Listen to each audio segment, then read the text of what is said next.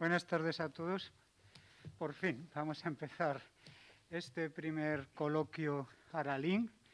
Lo hemos llamado así porque las personas que vamos a intervenir en estas mesas redondas hoy y los días sucesivos, esta semana en 2 días, ¿verdad? Dentro de... No, esta semana... Sí, el jueves tendremos una charla que se comunicará oportunamente de unos profesores que vienen de fuera. Los profesores Miguel Ángel Puche Lorenzo y la profesora Marta Pérez Toral, a la que, en fin, estáis todos cordialmente invitados.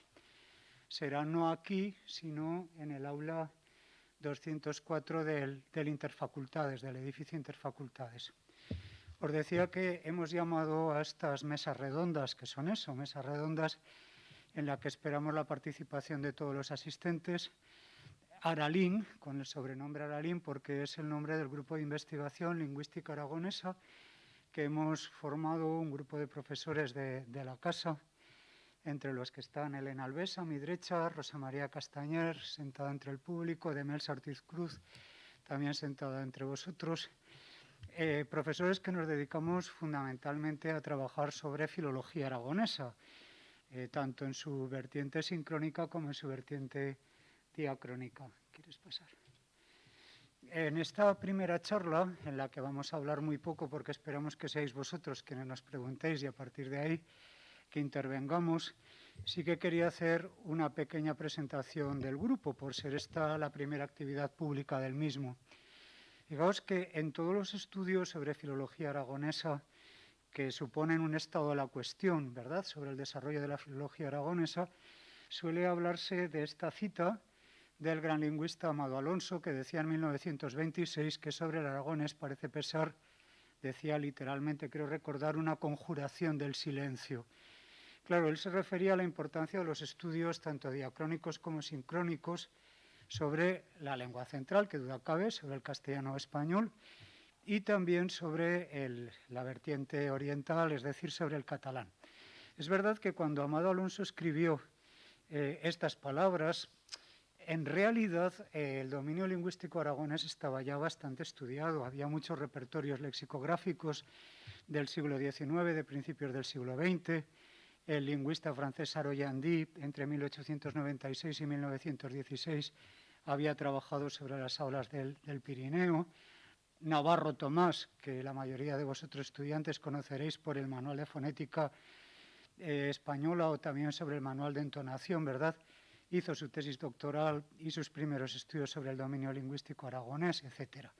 Pero las palabras de Amado Alonso lo que reflejaban era eso, una inquietud sobre el aragonés, sobre la lengua aragonesa, que estaba mal estudiada.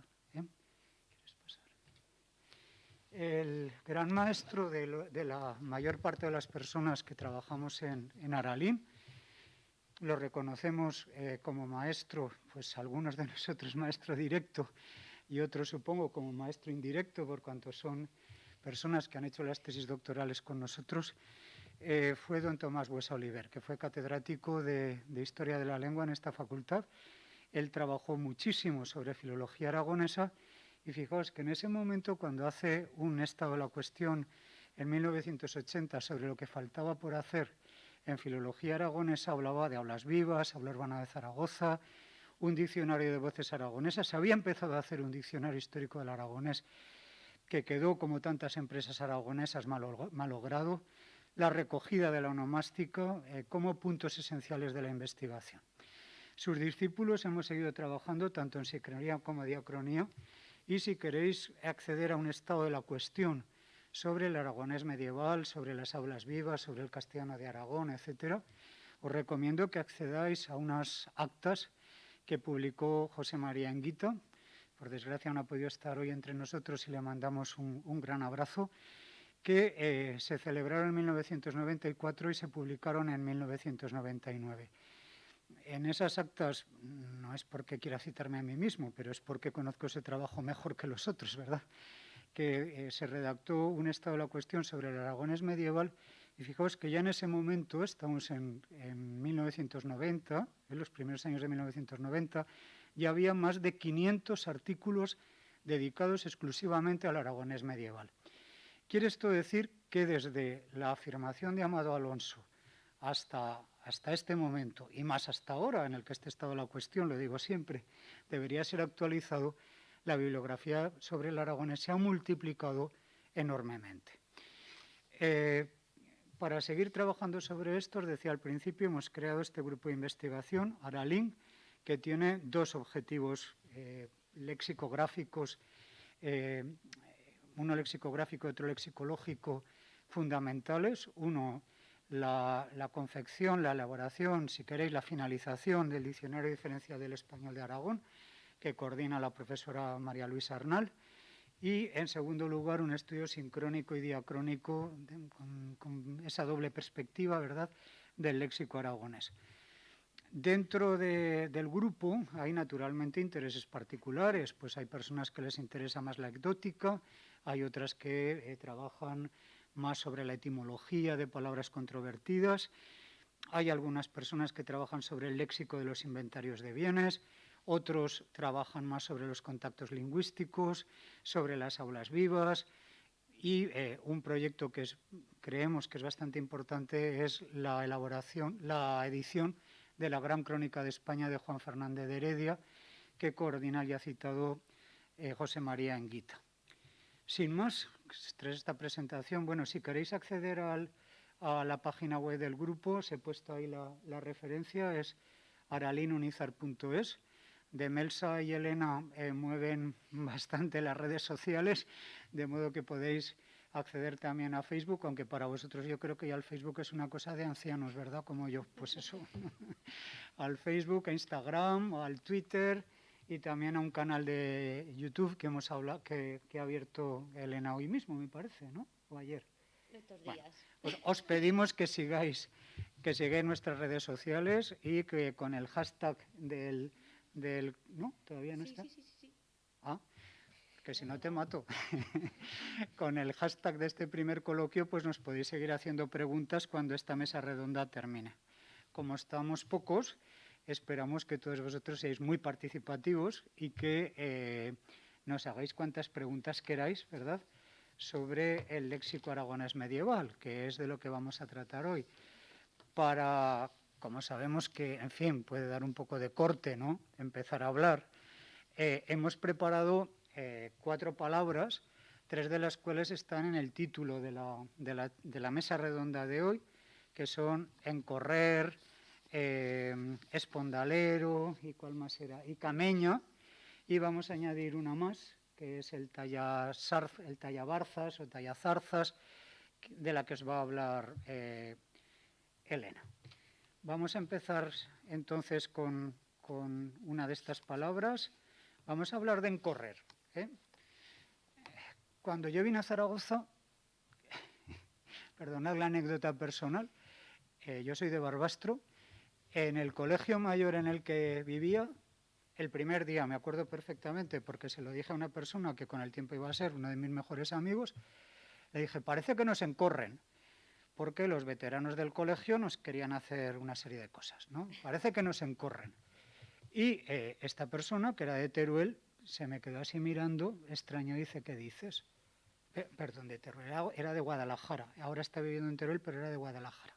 Dice, ¿pero qué dices? Claro, yo dije, anda, una palabra que para mí es tan usual como encorrer. Yo no sé decir perseguir si no pienso, entendedme, claro que lo sé decir, pero para decir perseguir tengo que hacer un acto, ¿verdad?, previo para emplear ese término, porque lo que me sale espontáneamente es encorrer, ¿no? De modo que es una de esas palabras que María Luisa Arnal considera que deberían estar en el diccionario de la Academia, porque es una palabra prácticamente general en Aragón y, por lo que sé, ha tenido incluso extensión un poco más allá de nuestro territorio por la franja oriental peninsular. En la Edad Media tenía mucha más extensión, pero sí que parece que era una palabra, vamos a decir, casi específica o diferencial de la documentación aragonesa. Os pido que leáis, vamos a leer brevemente esos 5 textos que os presento allí, para que pensemos un poco sobre ellos. Fijaos, todos conocéis encorrer, ¿no?, los que seáis de aquí. Y si yo os pregunto qué es eso de encorrer, ¿qué me diríais? como yo, ¿no? Como lo que he dicho, perseguir, ¿no? ¿Sí? Me han corrido un perro, ¿no? Venga. Fijaos en el texto, en esos textos medievales, que son los dos primeros del siglo XV. Son dos textos norteños. Dice, hayan corrido en corra en pena de 100 sueldos. Si os pregunto qué quiere decir esto, ¿qué me diríais? Es un texto notarial, se está hablando de unas multas, ¿qué me dirías? Personalmente para mí correr no sería perseguir, sino más arrinconar. Arrinconar. ¿De dónde eres? En el mismo sentido, pero más arrinconar o Ya. Sí, perseguir, pero con una línea recta, digamos, hacia un punto concreto, ¿no? Sí, puede ser una desviación, una diferenciación. ¿El qué? Ah, eres de la franja. Vale. Sí. Vamos a volver a... ¿Nos quieres decir algo? Sí, si lleva micrófono a ellos, la gente que está afuera no lo oye. Ah. Me iré pasando yo. Perdono a los que nos estén viendo por streaming, porque tampoco tenemos mucha experiencia en estas cosas.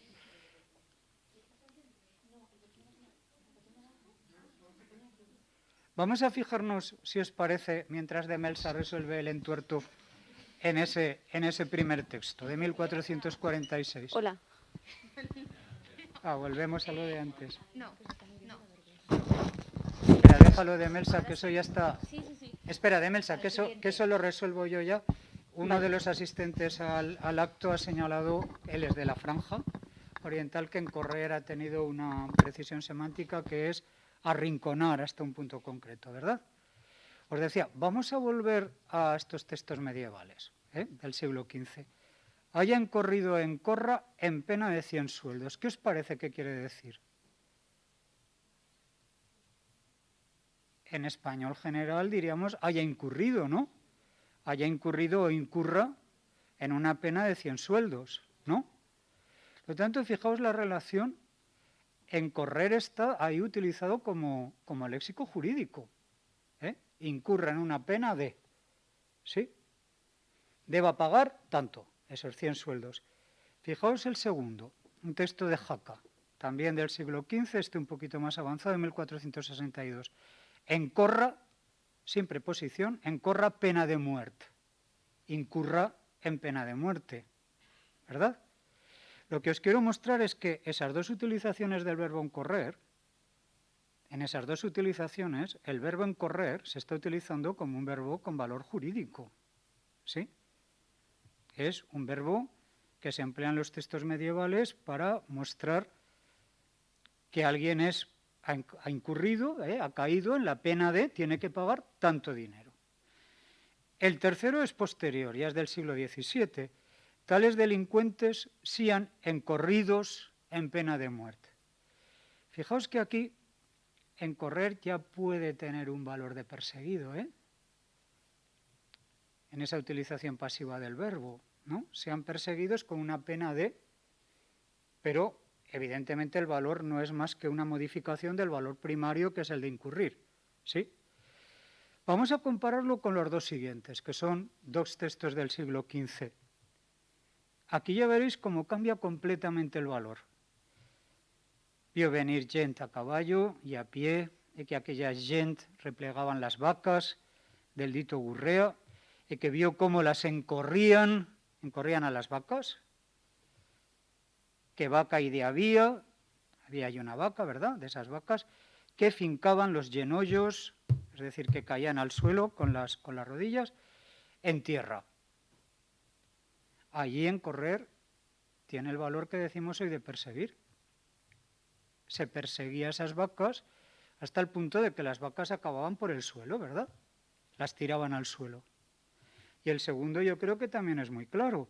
Salieron del lugar hasta el número de 11 o 12 personas, poco más o menos a mano armada, en los ditos encorrieron el pastor, que si lo hubieran alcanzado creyé que lo hubieran muerto. Está clarísimo. Persiguieron al pastor armados y el pastor llegó a creer que si lo hubieran alcanzado lo habrían matado, lo habrían asesinado, ¿verdad? Son dos textos de la Corte de Justicia de Ganaderos de Zaragoza, son dos textos escritos aquí en la Corte de Ganaderos de Zaragoza y están mostrando a finales de la Edad Media esa modificación de significado. De modo que fijaos que cuando hablamos de léxico jurídico decimos que es pues, muy pesado, que puede resultar muy arduo, pero está lleno yo creo, de cosas interesantes que nos pueden atraer como hablantes, ¿no? Vamos al siguiente.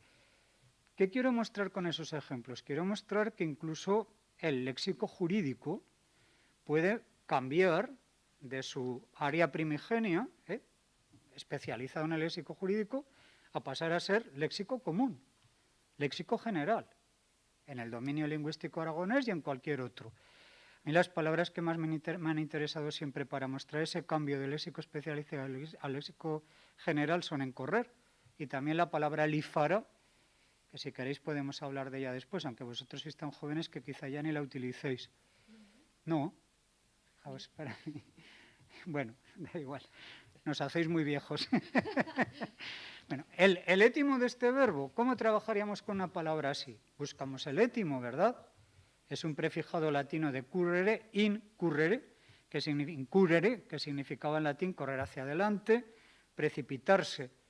Y ha dado dos resultados. Un resultado oculto, esto lo estáis estudiando en Historia de la Lengua, supongo, un resultado oculto que es incurrir, propio del léxico jurídico, y un resultado popular que es encorrer. Cuidado, cuidado, que en Aragón tuvo también valor jurídico, como he procurado mostrar con los ejemplos anteriores, ¿de acuerdo?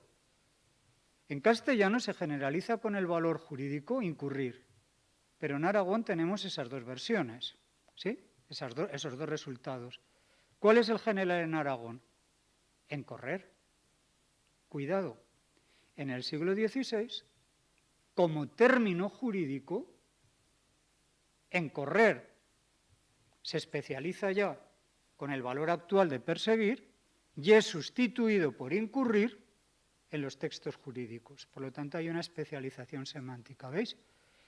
De modo que cuando estudiamos el término que llamamos dialectal o marcado diatópicamente o diferencial, como queráis, ¿sí? Nos tenemos que fijar en este tipo de cosas. No solo en si puede significar algo diferente al castellano, sino en la datación, cómo a lo largo de la época va cambiando y cómo en unos momentos puede tener el mismo valor que en la lengua central y en otros no, ¿verdad? Y en este tipo de diferenciaciones. Yo creo que vas a hablar, ¿la siguiente cuál es? Cameña. Pues va a hablar Mateo de Cameña, ¿vale? Vale, buenas tardes.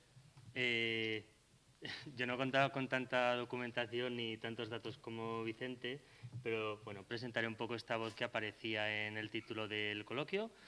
En principio, cameña es una palabra que utilicéis a lo mejor todos los días, como puede ser en correr o que os suene tanto.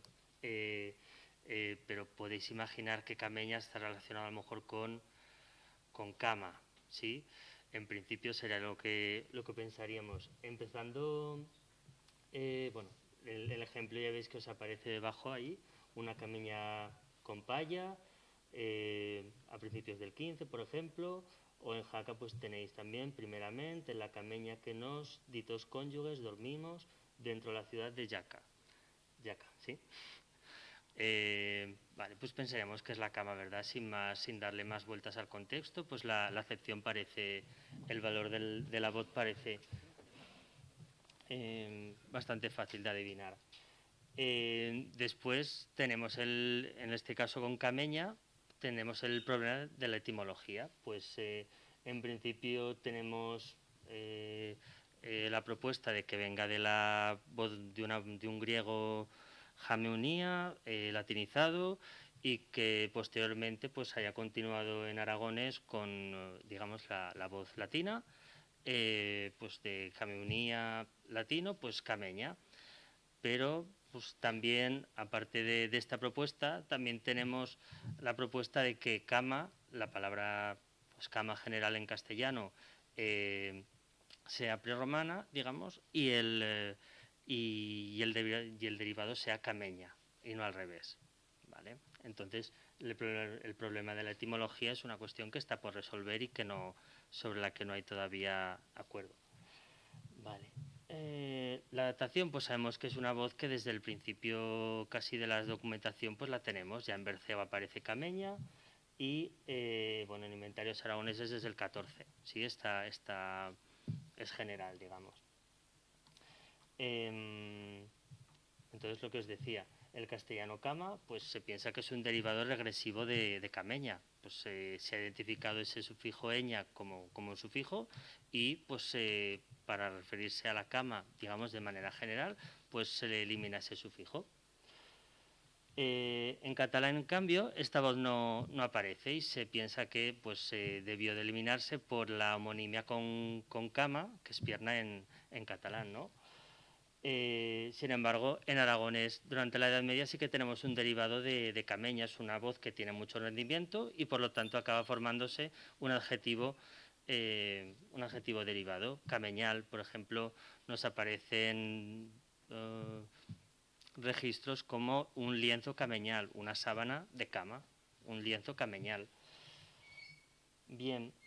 En cuanto a los significados de la voz, como decimos, tiene el significado general de cama, de lecho, en la Edad Media y bueno, también se han apuntado ya posteriormente las acepciones de el ajuar de la novia y más recientemente o más puntualmente en alguna fuente ha aparecido como el quehacer de la casa, pues los quehaceres, las tareas, las cameñas, hacer cameñas en casa.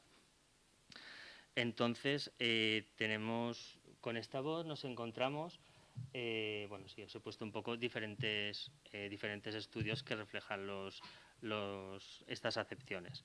Lo que nos encontramos es que la voz original cameña, con el tiempo, ha sido, digamos, ha cambiado su valor, su significado primigenio general, cameña, cama en general, para que en el Alto Aragón, en aragonés actual, pues ya se refiere específicamente a la cama rústica o a la cama, digamos, de campo, de ramaje, hecha con paja, que, digamos, tiene es menos cómoda o no es el valor entonces general, no es la palabra general para referirse al lecho, al lugar donde se duerme.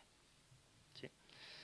Entonces esto es la cameña que aparecía en el título, una cama. Si sobre algunas de estas palabras querríais hacer alguna pregunta que os pueda interesar sobre las que vamos viendo. Sí, que nos parece en cualquier momento, sí. ¿Sí? Venga. Sí.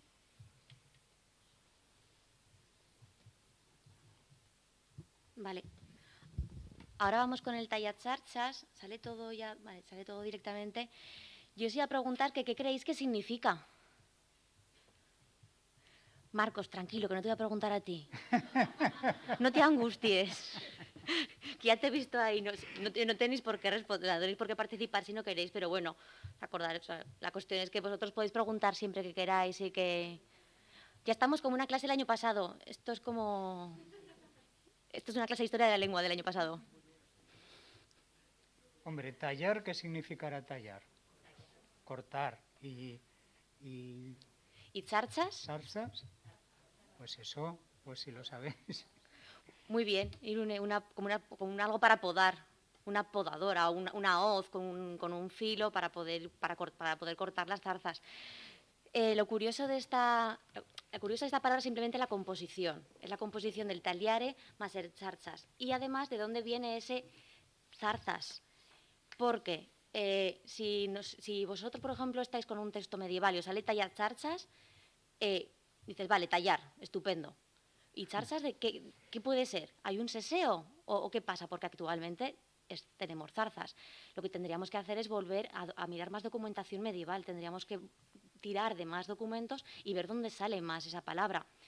¿A dónde nos lleva eso? A verlo también escrito con cedilla, charchas, con S en más sitios y empezar a buscar en diccionarios. Ahí os he puesto el Lech, que ya lo conocéis, el crítico etimológico, el de Corominas.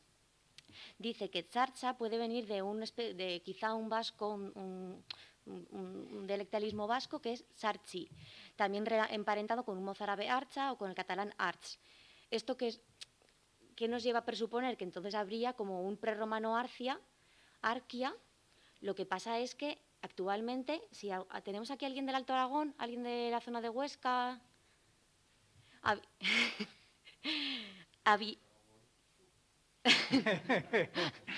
Aragón Sur, eso es ¿y os bueno. suena un Barzas? ¿Se dice por vuestra zona un Barza en lugar de zarza? No.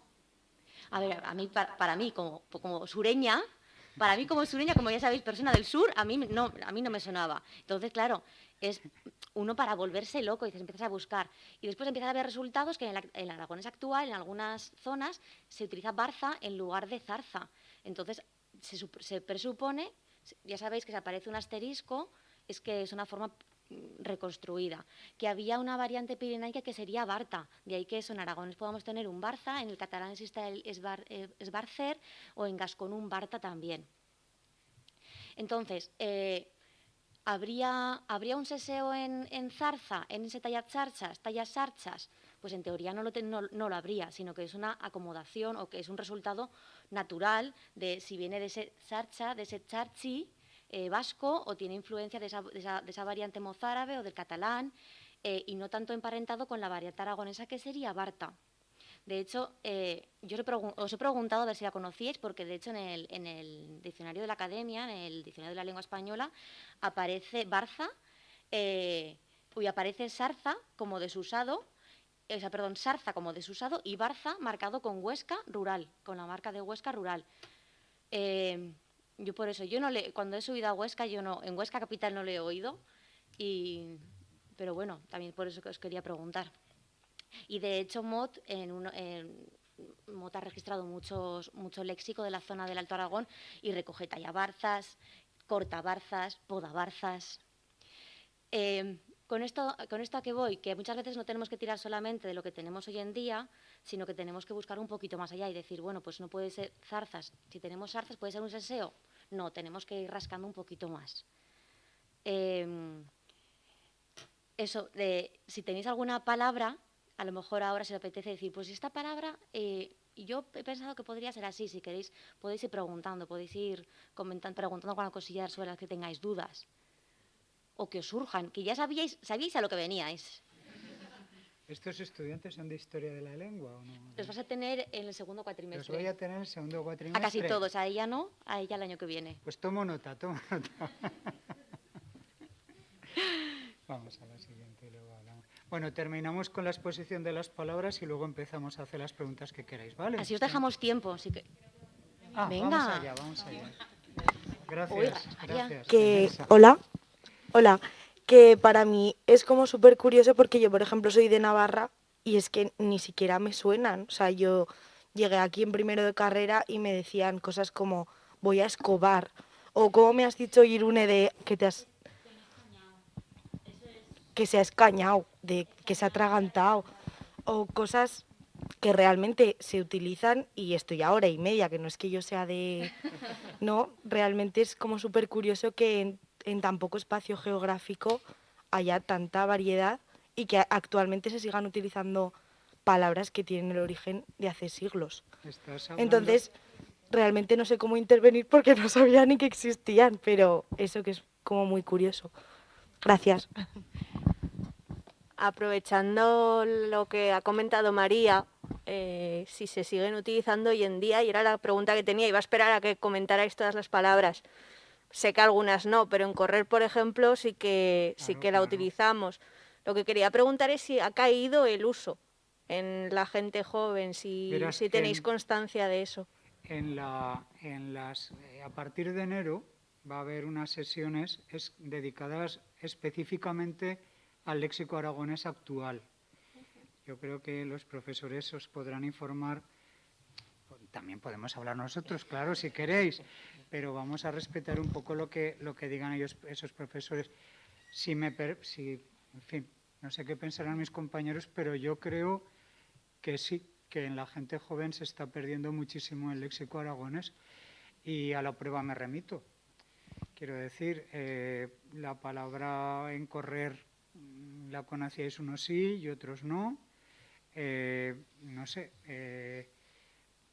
no solo las palabras, sino incluso el sufijo. El sufijo aragonés por antonomasia no es ico, como a veces se piensa, ¿no? Sino el sufijo etete con distintas variantes de Huesca. El sufijo de la zona del Valle del Ebro es ico, como todos sabéis, que no es más que una reminiscencia centralizada ahora en este territorio y en otros, ¿verdad?, del dominio hispánico, de un dominio que fue mucho mayor en el siglo XVI y XVII, pero muchos jóvenes, yo observo a los estudiantes de clase que lo rechazáis a veces, ¿no? Si os fijáis, hay profesores del departamento en el que hacemos un uso casi combativo del sufijo ico, ¿no?, como mantenimiento, pero hay muchas palabras que yo pregunto en clase y me estoy dando cuenta de que están en un proceso de mortandad léxica, que tienden a desaparecer. Palabras aragonesas de... Hombre, yo ya soy muy mayor, pero que gente de promociones intermedias entre vosotros y la generación de Rosa Castañer y de la mía, pues todavía mantenía. Yo creo que sí, yo creo que se está perdiendo parte del léxico aragonés. Es una pena, porque pues deberíamos mantenerlo como una marca lingüística específica, ¿no? Yo aún, aún diría más del sufijo, por ejemplo, et, y a lo mejor me estoy aventurando mucho, pero se ve como más catalán, entonces se tiende a ver como catalán y por eso muchas veces se rechaza. Yo es que hasta incluso estando en Teruel, bueno, ya no te cuento, María, la diferencia también que dice de Navarra aquí, pero yo también cuando llegué aquí o en Huesca no me entienden a mí y yo tampoco les entiendo a ellos. Yo soy del Tajador. Pues mira...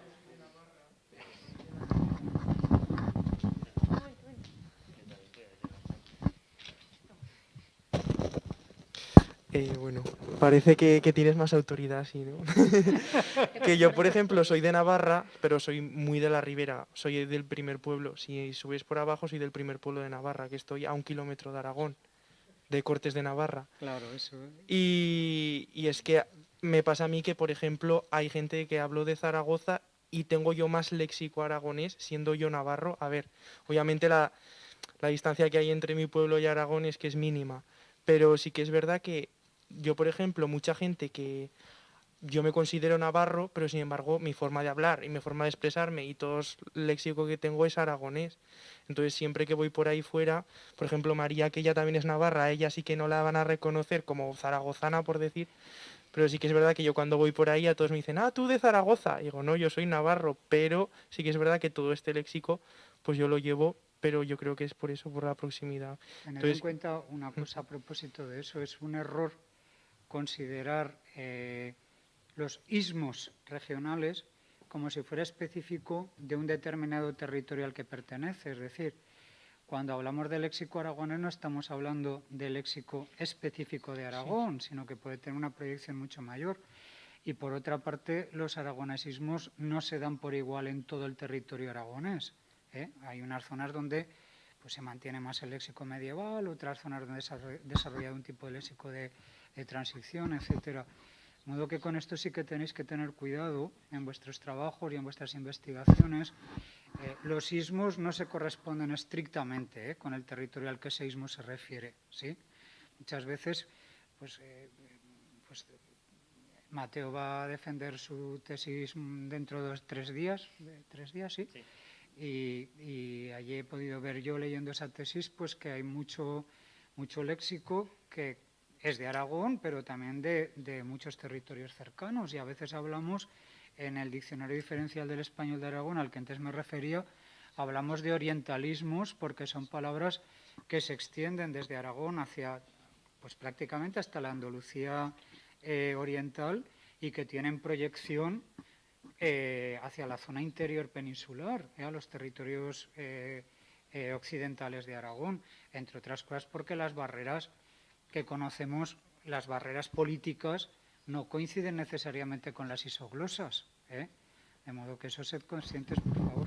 A propósito de tajador, que es una palabra, pues es mi palabra también, porque yo nunca había dicho, es que ni me sale eso, sacapuntas. Hasta que llegué a Zaragoza, para mí era tajador. Ahora sí que es verdad que cuando pienso en tajador, pienso en aquel instrumento que se hacía así, que era redondo, que a vosotros os parecerá prehistórico, que era una cuchilla con la que sacábamos, pero fijaos todos habéis leído, o sabéis que es una obra que está ahora muy en boga, que es El infinito en un junco, ¿verdad que sí? ¿Sabéis de quién es? Sí. Pues la autora cuenta que ella emplea la palabra tajador. Ella emplea la palabra tajador y ella ha contado en alguna ocasión que, como es una obra que está siendo traducida a todas las lenguas del mundo con una extensión abrumadora, ¿verdad?, que muchas veces los traductores de la obra la llaman a Zaragoza para decir, oye, ¿y esto de tajador qué es? Porque, claro, no aparece como voz general del español, ¿no? Que a veces esa palabra, para Irene Vallejo, que es la autora, como todos sabéis, del infinito en un junco, ella es aragonesa, pues la emplea como un aragonesismo, pero fuera de nuestro ámbito y de algunas áreas cercanas es una palabra extraña, evidentemente. Que aparezca en el infinito en un junco es una maravilla, porque nos da pie a hablar de estas cosas, además. Venga, preguntad si queréis, y prescindimos, si queréis, de otras palabras que hemos preparado. ¿O queréis que acabemos de ver esas palabras primero? Esta me encanta, esta me encanta. Es una palabra que me ha acompañado toda mi vida, que es la palabra espondalero. Ya veréis cómo os va a interesar, ¿eh? Si a los de Huesca os pregunto qué es una espuenda, sí que me vais a saber qué es. No me digáis que no, porque entonces, ¿veis cómo se está perdiendo el léxico regional? Una espuenda es la línea que marca la separación entre campos, por ejemplo. ¿Sí? Sí. De la realidad. Claro, claro, pero campos en Huesca hay y se sigue trabajando, es un mundo agrícola, ¿no? También la espuenda, hablamos a veces del borde de un canal, eso es una espuenda.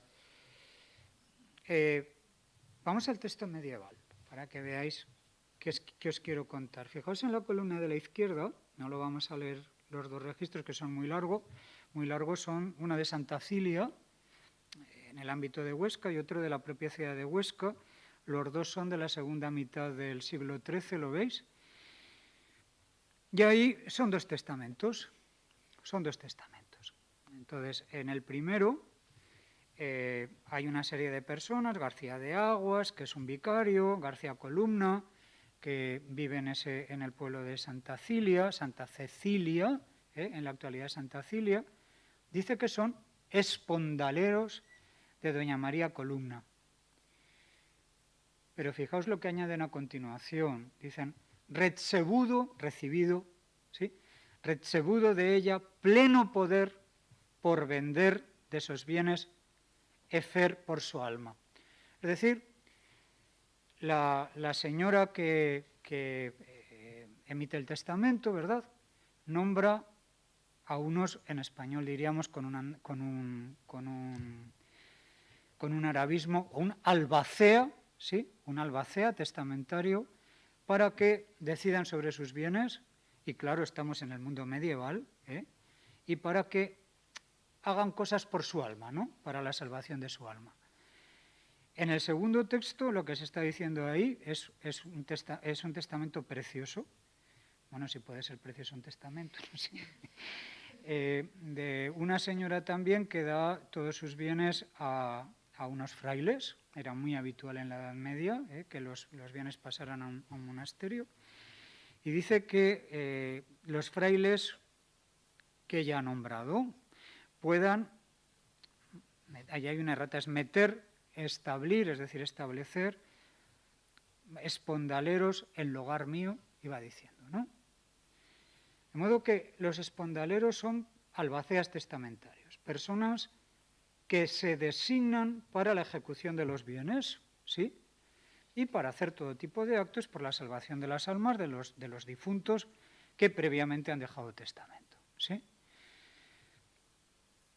Muchas veces, para entender el sentido de una palabra medieval, tenemos que acudir a otros textos medievales. Aquí nos saca de cualquier duda el Vidal Mayor. ¿Conocéis el Vidal Mayor? Es una puesta en limpio, diríamos hoy, una dignificación de un fuero anterior, en los fueros de Huesca, 1246, que se hace entre 1247 y 1252. La hace el obispo de Huesca, Vidal de Canellas, de ahí que el texto se llame Vidal Mayor, ¿verdad? Es un texto que se ha discutido mucho si el manuscrito que nos ha llegado es de procedencia navarra, de procedencia aragonesa, no vamos a entrar en eso. Pero fijaos lo que se dice en los fueros de Aragón, a través de este texto, Vidal Mayor. Si alguna vegada alguno ficiere testament a menos de escritura, os he puesto ahí el significado. Es decir, si alguien hace un testamento sin dejar el documento, sin formalizarlo por escrito, ¿sí? Los espondaleros o manumisores o cabezaleros o testigos o tutores, fijaos esta sinonimia medieval que es muy característica de los textos medievales, se repiten palabras, en un afán de precisión, muy propio de las escrituras notariales. Hoy diríamos que son sinónimos, ¿verdad? Pueden ser sinónimos dialectales, porque a veces aparece la palabra aragonesa y otra la palabra castellana. Muchas veces son sinónimos sin variación diatópica, porque el notario lo que quiere es precisar el concepto, ¿vale? Está diciendo que los espondaleros, manumisores o cabezaleros o testigos o tutores, que a estos son clamados, fijaos, ¿qué es un espondalero? El que tiene que llamar a un escribano para que redacte las cosas que hizo, que se ordenaron en el testamento, en presencia de los espondaleros, en presencia de ellos mismos, que han sido nombrados por la persona que deja la manda testamentaria. Hay una metáfora aquí preciosa. Fijaos que he empezado diciendo que la espuenda es una raya, ¿verdad? Una raya que separa campos, ¿verdad? ¿Qué es el espondalero? Es la persona que está al lado del enfermo, ¿sí? Que se siente enfermo, que por lo tanto va a pasar de la vida a la muerte en una raya imaginaria, y que lo acompaña en ese acto y escucha cómo quieren que los bienes de quien va a morir se repartan. Eso es el espondalero, el que está en la espuenda, el que está en la espuenda. No me digáis que no es una metáfora impresionante. El lingüista lo que hace, el historiador de la lengua, todos lo sabéis, acude a las etimologías, siempre que conozcamos las etimologías, que en muchos casos no las conocemos. Pero aquí tenemos la suerte de saber la etimología. Esto viene de sponda, del latín sponda, que es el armazón de la cama. Todo cuadra, ¿verdad? El espondalero es, por tanto, el que está al lado de la cama de la persona enferma que va a dejar un testamento. ¿Sí? En Castilla se le llama más cabezalero. En Aragón, espondalero. Seguro que no os olvidéis ya, ¿no? El que está en esa espuenda al lado de la cama, recogiendo la voluntad, las últimas voluntades del difunto, de quien va a morir, que no puede ya dejar un testamento, ¿verdad? Porque se está muriendo y no puede redactarlo, de modo que de viva voz alguien escucha lo que está diciendo el enfermo y llama corriendo a un escribano para que tome nota. Una tercera consideración, cuando trabajamos sobre textos medievales, los referentes son fundamentales.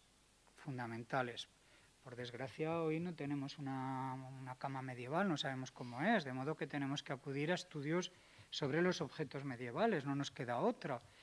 Muchas veces tenemos que consultar con juristas y con historiadores. Un historiador del derecho muy conocido, que fue catedrático en Zaragoza, Jesús Lalinde, lo explica a la perfección en trabajos de historia del derecho, no de historia de la lengua, y nos dice, ¿por qué eran necesarios los espondaleros? Pues porque estamos en la Edad Media, un momento de enormes dificultades para la ejecución de los testamentos. Es fácil entenderlo. No había escribanos disponibles ni notarios tantos como tenemos hoy que pudieran acreditar en un momento dado un testamento. De modo que las personas se sirven de todo tipo de actos jurídicos o pseudojurídicos, ¿verdad?, para poder formalizar los actos. Y esa palabra, espondaleros, es propia de Aragón, es un aragonesismo. Este historiador del derecho nos lo cuenta. En Castilla se dice más mansensores, un cultismo y testamentarios, manumisors en Cataluña o marsmesors en Cataluña. De modo que ahí veis una diferenciación léxica de una figura que es estrictamente medieval. esa idea de la persona que está al lado de él, que va a fallecer y que llama enseguida a un escribano, tiene una segunda acepción jurídica que es cualquier albacea testamentario, cualquier persona que se encarga de los bienes que deja el difunto. No hemos preparado más palabras porque lo que queremos es que nos habléis vosotros, nos preguntéis vosotros. Alá, venga. Todos a la vez no. Que nos agobiáis. No solo sobre palabras, sino si os interesa cualquier cosa referida a la documentación. Dinos.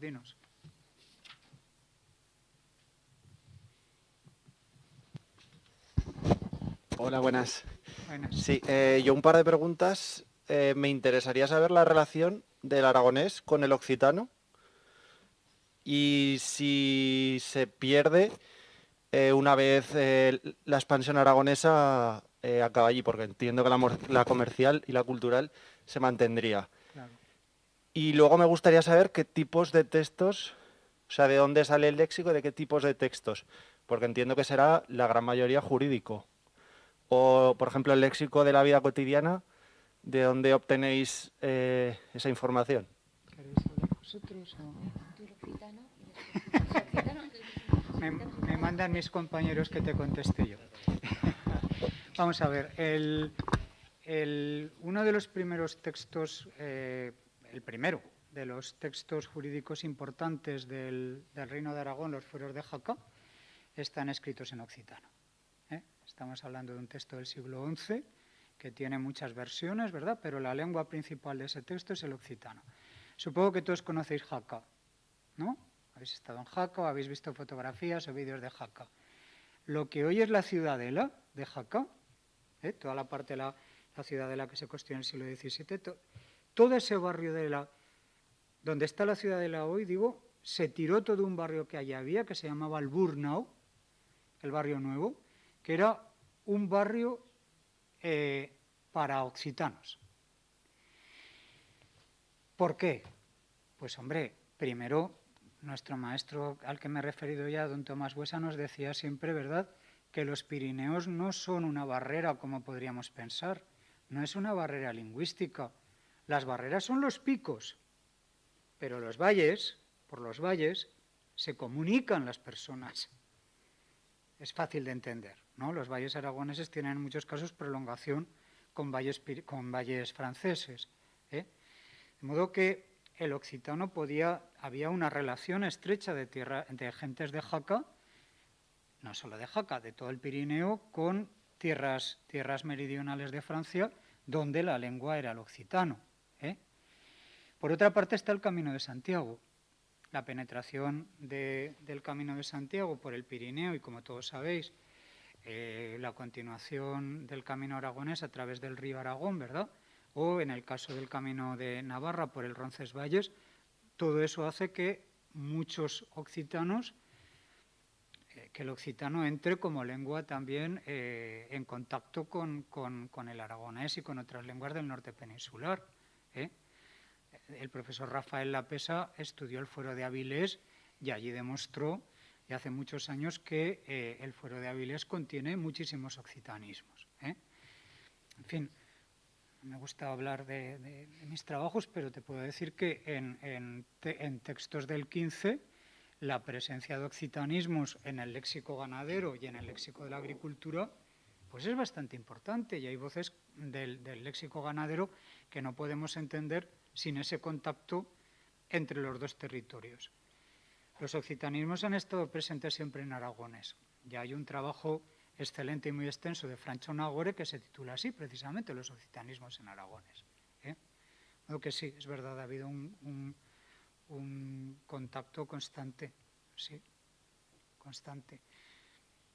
¿Y la segunda pregunta cuál era? No me acuerdo. Después, Vicente, también pasa muchas veces que ese léxico que puede venir del occitano, que se confunde muchas veces con el léxico que viene del catalán, que muchas veces no se sabe la vía de transmisión porque son romances que en origen eran muy próximos y pues la bibliografía, no, los datos que da la bibliografía son muy liosos y no acabas de aclararte de dónde viene primigeniamente o cuáles las voces a veces en catalán y en occitano son iguales o son muy parecidas o llegan a la vez. A veces hay que tener en cuenta también el gascón, ¿verdad? Hay algunas, alguna palabra de la tesis que viene del gascón, específicamente del dialecto gascón dentro del occitano. Y bueno, pues hay que tomarlo de esa manera, sí. Incluso los contactos con el catalán, ¿sabes? Uno de los campos de batalla que tenemos los que trabajamos en el aragonés son las coincidencias con el catalán, que muchas veces son difíciles de discernir, ¿no? Hay rasgos fonéticos que nos pueden dar pistas y desde luego algunas raíces léxicas específicas, pero no siempre es fácil, ¿eh? No siempre es fácil. Espera, había una segunda pregunta que no... Ah, sí, el léxico de la vida. Vale. Bueno, puedo decir yo, pero vosotros también. Sí, hombre, claro. Vale. El léxico de la vida cotidiana, digamos, se puede decir que desde hace unos años se llama así a una serie de léxico que se refiere a la realidad, digamos, de los objetos del día a día, de lo que podemos tener en casa, de los alimentos, de los animales, de los inmuebles.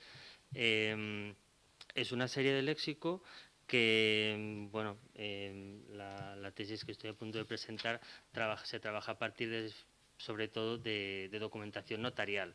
Pues cuando alguien hacía un testamento, pues legaba todo lo que era la ropa, los animales que tenía, sus propiedades, las oliveras, las parras, las vides que tenía, pues todo ese léxico que no suele aparecer en los textos literarios, que quizás es la primera fuente que se utilizaba hasta hace poco no. Desde hace mucho tiempo que esta serie de documentos notariales o jurídicos ya se utilizan, ya tenemos estudios desde el siglo XIX, principios del XX, sobre este tipo de documentación, y entonces esa serie de léxico cotidiano pues se trabaja, se extrae de esta manera, y como digo, pues todas esas denominaciones de la ropa de casa, de la ropa en sí, de los animales, de cómo eran los animales, tenemos que tener en cuenta que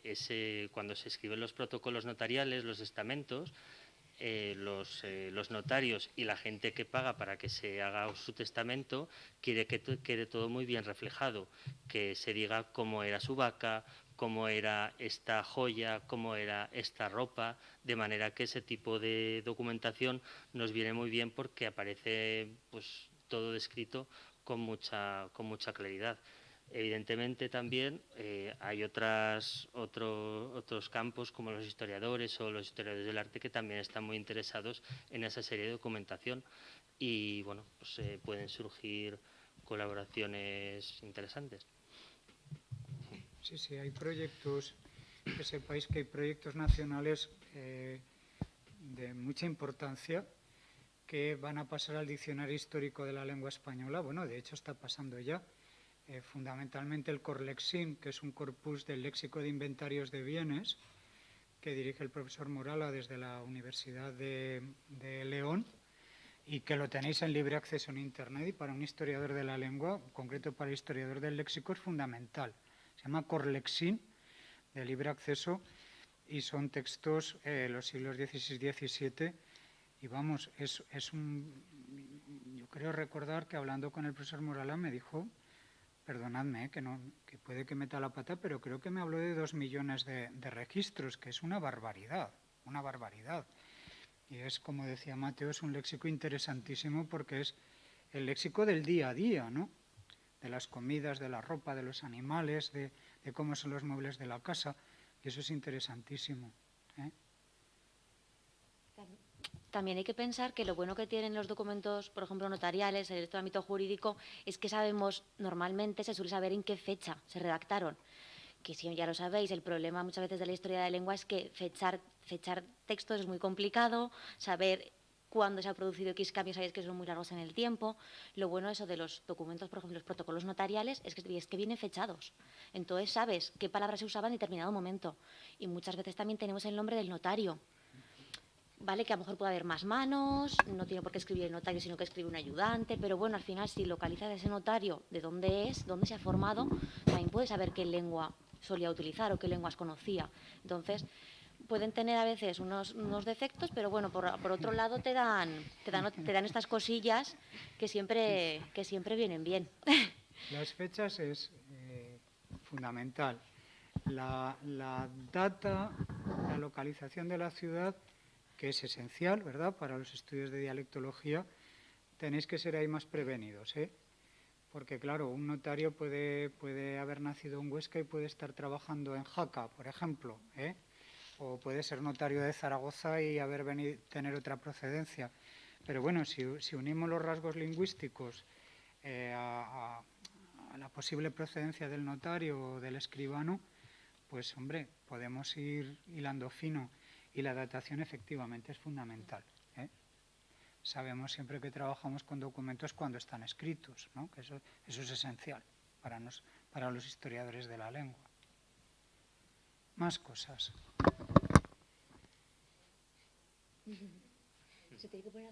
En relación a lo que ha dicho el compañero, si realmente tenemos esa documentación del léxico a través de documentación jurídica o de inventarios de bienes, eso refleja que realmente no es lo que se está utilizando en la época. Me refiero, a ver si me explico, a que intuyo que esa documentación es de personas que tenían un alto poder económico. Por tanto, o sea, una persona pobre, por así decirlo, no va a tener muchos bienes o no va a tener acceso a un notario.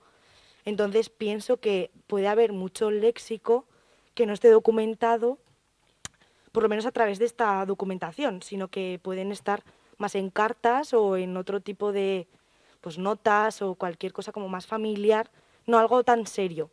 Es como curiosidad si realmente esto es algo de personas cultas o también de personas de estratos sociales bajos. Sí, yo creo que hemos entendido lo que quieres decir, que habría que pertenecería a un léxico, digamos, de un estrato social alto. No necesariamente. Mira, en la documentación medieval muchas veces tenemos testamentos. Estoy pensando, por ejemplo, en los del siglo XV que editó Navarro Tomás en 1957, que ahí tienes unos documentos preciosos que reflejan el habla popular, porque además hay estilo directo constantemente. Unos textos que ha trabajado José María Anguita y yo mismo en alguna ocasión. Pues ahí tienes testamentos que reflejan personas que no tenemos por qué pensar que eran adineradas, todo lo contrario. Porque ten en cuenta que estamos hablando de localizaciones muy pequeñas a veces, ¿sabes? Y todo el mundo quiere testar. Es decir, la necesidad de testar es general, ¿no? Es verdad que puedes encontrar testamentos enormes de folios y folios y folios y folios. Claro, que eso te está reflejando un poder adquisitivo muy alto. O ya no te digo nada cuando se hacen un inventario de bienes, por ejemplo, de un monasterio o de un palacio, ¿verdad? Pero luego tienes testamentos de personas de la calle, porque era muy frecuente acudir al escribano de la ciudad para hacer una relación de los bienes que quiere dejar. Estoy pensando pues, en un documento de 1474 que habla el testador, está contando las cosas que tiene en su casa y yo siempre me pongo en la cabeza de esa persona, pues está diciendo, pues quiero dejar 3 velas para, lo dice en aragonés, ¿vale? Del 15, para mi hijo que se ha muerto y unas gallinas para mi familia, ¿no? Y son cosas realmente que no demuestran un poder adquisitivo alto, no necesariamente, no necesariamente. Luego, sabéis bien, porque habéis estudiado historia de la lengua, que muchas veces algunos de los textos que más estudiamos en las clases no son grandes testamentos ni grandes obras literarias, ¿no? Sino que son pequeñas anotaciones. Pues piensa en la nodicia de quesos que todos vemos en las clases, ¿verdad? Pues un monje va allí y apunta una relación de quesos de los que seguramente va a dar cuenta a la comunidad de frailes o el tesorero del convento, lo que sea, ¿no?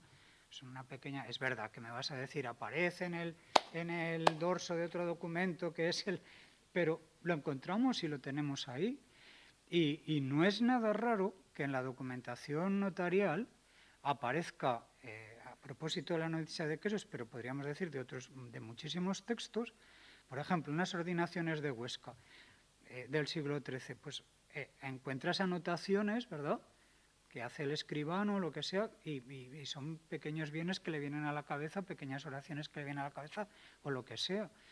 No necesariamente tiene que ser de grandes bienes. Hombre, esos son los testamentos más ricos, que duda cabe, y los que más juego te dan para estudiar.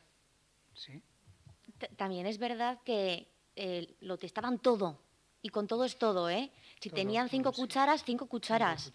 5 cuchares de fierro, 3 tallados o cuitiellos, todo. Entonces, a lo mejor los más ricos tendrían pues más, o en vez de ser de fusta serían de metal o serían de plata. Ya si te pones... Pero tendrían, o sea, que al final todos tienen unos elementos básicos. Entonces, tanto los más ricos como los más pobres. Entonces, aunque sean menos, el vocabulario, digamos, ese léxico va a ser muy similar en todos. A lo mejor ya el complemento de qué está hecho el material, pues a lo mejor puede variar, pero el objeto lo tienen todos. Y si estaba roto también, si algo estaba roto Sí, también se había que anotarlo. sí, Muchas sí, veces veréis una vacía, una tinaja que estaba rota o escascarillada, Sí. pues también, sí, también se anotaba todo, sí. O si era pequeño, si era grande, todo valía. Hasta todo, el todo. color de los animales. Eso Es es decir, fundamental, si te claro. ponen un pollino, un asno, del color que era, si era pardo, si era gris o si tenía manchas, todo. Si le faltaba una oreja, cualquier cosa. Al animal, dice. O a la olla. No os podéis imaginar los miles y miles de documentos que tenemos en Aragón que están esperando a que personas jóvenes como vosotros les hinquen el diente, los publiquen y los estudien. Miles y miles y miles y miles y miles. Y los que no se sabe. Es decir, que por ahí te vas encontrando, a lo mejor puedes llegar a un pueblo y tienen un documento por ahí perdido. Sí, sí. Y últimamente ya parece que los recogen, pero muchas veces están sin estudiar. Es que los tienen allí y nadie se ha preocupado por ellos. Vamos, que os estamos animando como profesores de Historia de la Lengua y de Dialectología que hagáis trabajos y estudios sobre estas disciplinas, que de verdad que podéis aportar muchísimo, ¿verdad? Porque a veces se piensa, Historia de la Lengua, anda, si eso está todo hecho, ¿qué va? Anda, que no queda por hacer. ¿Queréis que cerremos ya la sesión, os parece? ¿O queréis? Di.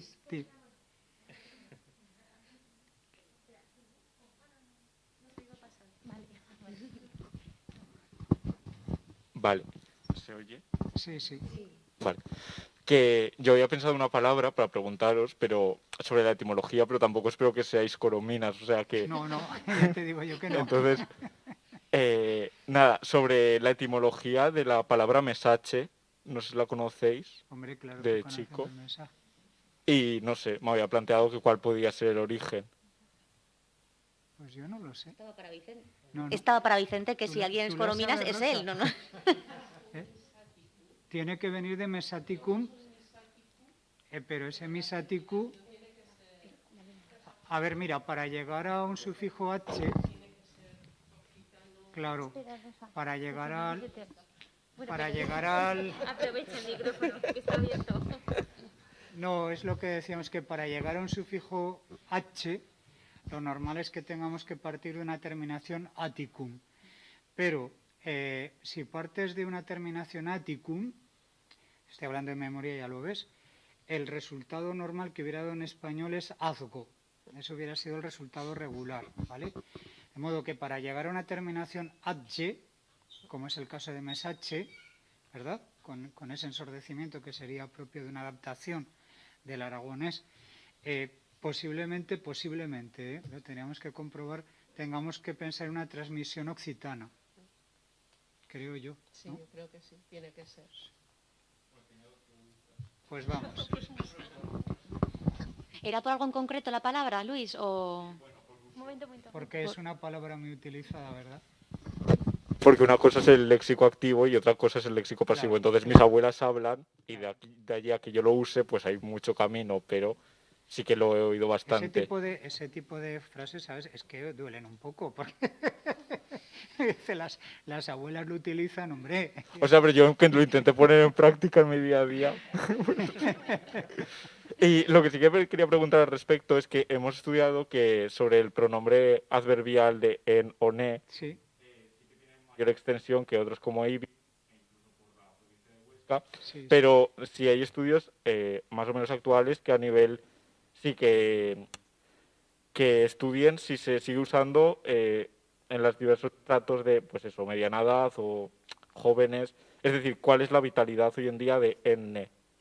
claro. Porque así más que el léxico, bueno, me ha pasado del léxico a morfología, No, da igual.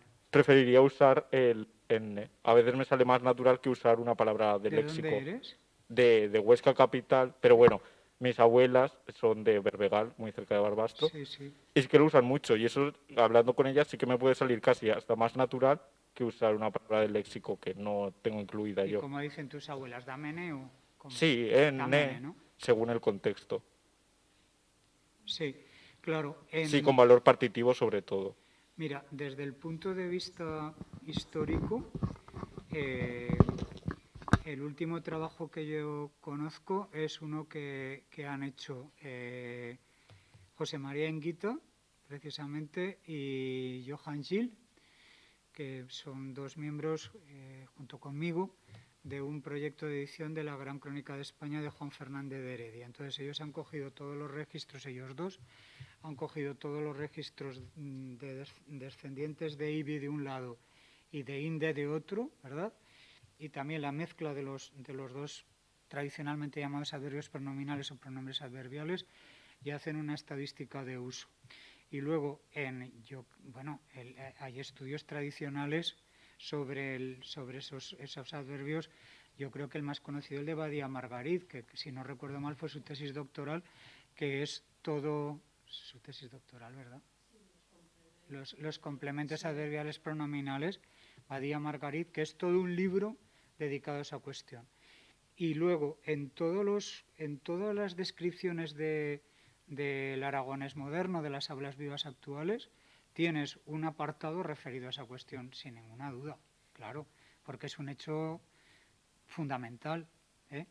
Y en castellano, o sea, es decir, en el español, yo no conozco, no sé si Vicente conocerás alguno en castellano de Aragón, es decir, castellano pero utilizando estos pronombres. Claro, yo por ejemplo de pequeño, mis padres todavía lo utilizaban. Yo recuerdo haberlo oído, yo soy de Barbastro, lo he dicho ya, pues en concreto era cuando íbamos a ver a unos tíos míos, perdonad, pero es que me estoy situando yo de dónde son. Ellos son de la zona de Graus, estos familiares, y allí, claro, se utiliza regularmente, pero yo creo que hasta mis padres en alguna ocasión, eso lo tendría que corroborar,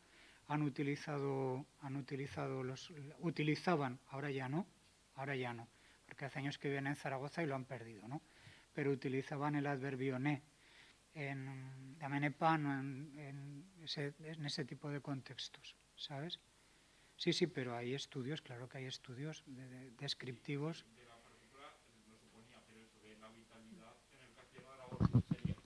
No quiero decir nada más. Me refería a eso, la vitalidad, pero más en el castellano de Aragón y actualmente. O sea, que se haya utilizado, sí, que... Sí, pues nada, no, lo que te entonces. digo, en los estudios del aragonés moderno y de las hablas vivas, también de zonas que son castellano hablantes, Vale. puedes encontrar, claro, sí. Y un estudio de conjunto que hable sociolingüísticamente no tengo en la cabeza ahora ninguno.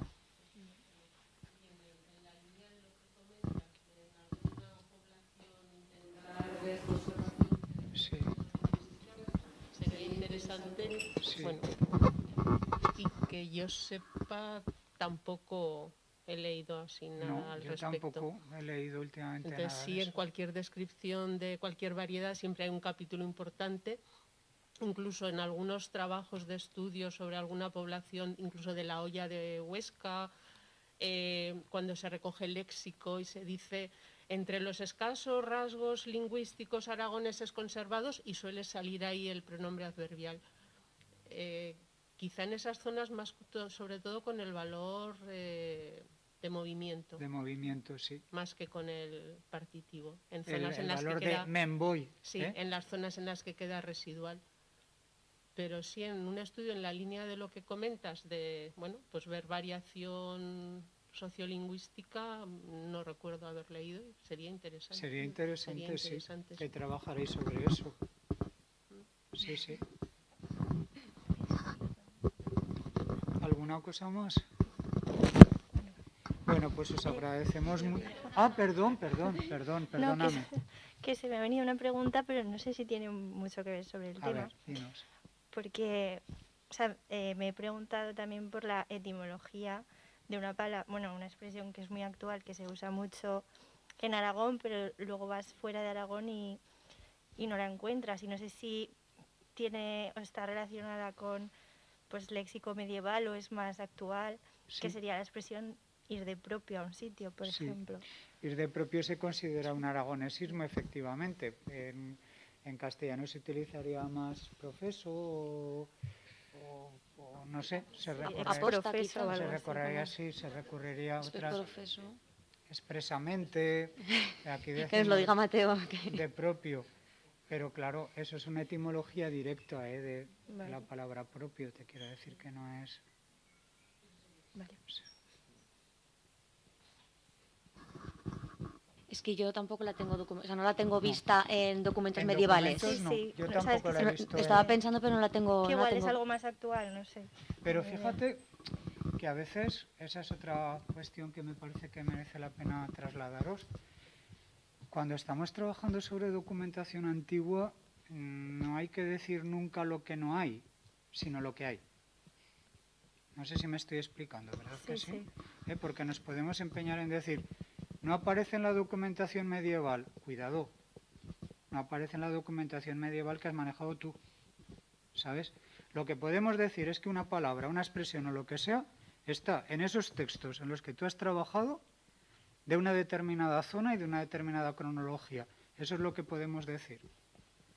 Porque muchas veces nos ha pasado a todos, en congresos, y a veces lo cuento, ¿verdad? En encuentros con especialistas de otras áreas hispánicas, pues palabras que consideramos propias de Aragón, pues estaliar, por ejemplo, ¿no? Pues algunos colegas me han dicho, cuidado, que también se dice aquí. Pero cuando te digo aquí, no es en las áreas cercanas al castellano, es en Asturias o en el Reino de León. Pues claro, ¿qué es lo que pasa? Pues que, fijaos que nosotros trabajamos con documentación, por supuesto, que es la base, pero luego comprobamos las palabras en diccionarios. Y es que esas son las armas que tenemos, porque no podemos conocer toda la documentación de todos los dominios hispánicos. Sería imposible. Ni Corominas podía con lo que hizo, que es una barbaridad. ¿No? De modo que eso yo sí que os lo recomiendo, que digáis siempre lo que tenéis en una determinada época y en vuestros documentos. Y luego, pues consultando el CORDE, consultando otros corpus, pues podéis indagar sobre si están otros territorios o no.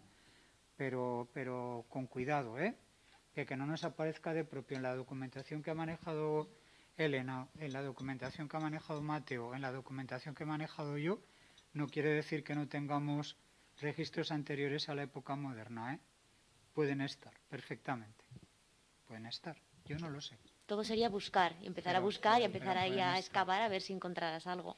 Y luego, claro, también tened cuidado porque a veces ahora hay una tendencia en la investigación dialectológica, me voy a arrepentir de decir lo que voy a decir, pero bueno, ya como he empezado no me voy a cortar, ¿no? Pues que a lo mejor se habla pues del castellano oriental, ¿no?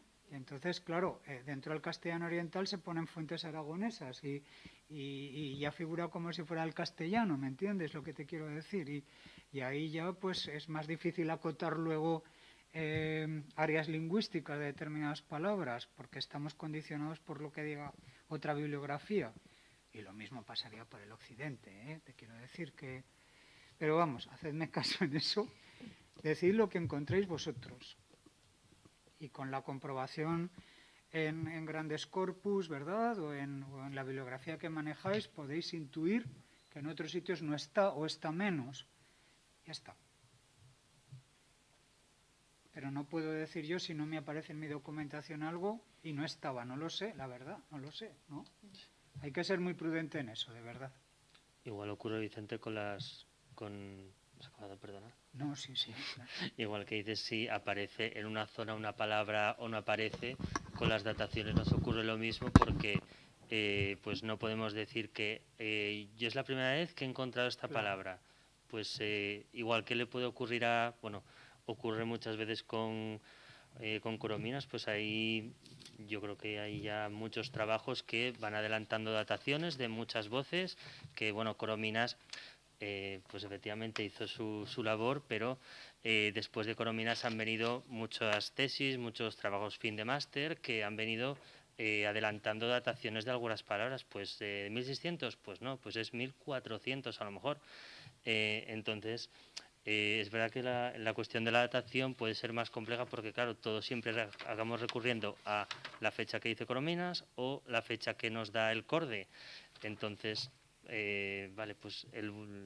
pero hay muchos trabajos además de esos dos y efectivamente no podemos abarcarlo todo. Ha habido durante muchos años como una especie de obsesión en adelantar las dataciones que daba Corominas, pero es que sinceramente a mí me parece es un error, porque el diccionario de Corominas no es un diccionario histórico, es un diccionario etimológico. De modo que Corominas da primeras dataciones, pero no necesariamente no pone documentación, ¿no? Y a veces es una primera documentación, pero lo esencial de ese diccionario no son las dataciones, sino las etimologías, ¿no? Que es lo que él verdaderamente estudia. Gracias al desarrollo de grandes corpus históricos, pues podemos ir avanzando más en la datación, ¿eh? Eso es verdad. Pero lo que ha dicho Mateo creo que tiene toda la razón. Hay que ser también muy prudentes en esto, porque esa obsesión por adelantar la datación se nos puede volver en contra, porque si estoy manejando un documento de 1400, pues seguramente si Elena está trabajando con una de 1300, pues va a adelantar la documentación, y es que es así, ¿no? Por eso os decía siempre, lo que tenemos en nuestros documentos, no lo que esperamos o no lo que no tenemos, lo que tenemos, ¿no? Que es lo que podemos constatar, de verdad. Sí. Y luego otro error también muy frecuente en la bibliografía, me parece, y no soy yo nada de atacar a colegas, todo lo contrario, pero un error que se suele repetir es identificar lo que son determinados rasgos medievales, digo medievales porque es en lo que más he trabajado yo, y pensar que necesariamente tiene que estar en ese territorio en la actualidad, pero es que eso es un error que se cae por sí solo, ¿no? Pero eso sí que todos, hasta yo mismo lo he dicho, ¿no? Alguna vez, pues se esperaría que en este territorio, a juzgar por los rasgos medievales, encontráramos estos. Vamos a ver, es que las lenguas evolucionan y hay contactos y hay modificaciones, de modo que no hay una identificación clara entre lo que se encuentra en un determinado momento en la Edad Media y lo que evolucionado, se entiende, claro, evolucionado, debemos encontrar ahí ahora. Porque puede haber muchas modificaciones de todo tipo.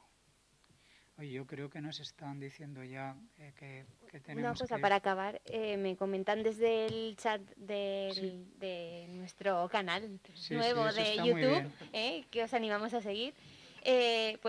Sergio Sarasa, alumno de nuestra facultad, pero ahora mismo en una estancia en Sevilla, nos comenta que le ha parecido muy interesante la palabra espondalero, porque en su pueblo, que es uno pequeño del norte de Navarra, se dice azpuenda, pero que en internet no sale nada sobre esa voz, y que le ha parecido muy chula y muy interesante la charla de hoy. Bueno, pues con espondalero nos quedamos. Os invitamos a que el jueves, como se decía antes, asistáis a una charla de los profesores Miguel Ángel Puche Lorenzo de la Universidad de Murcia y Marta Pérez Toral de la Universidad de Oviedo, que estarán con nosotros en el aula 204, creo que es 204 de Interfacultades, y que nos van a presentar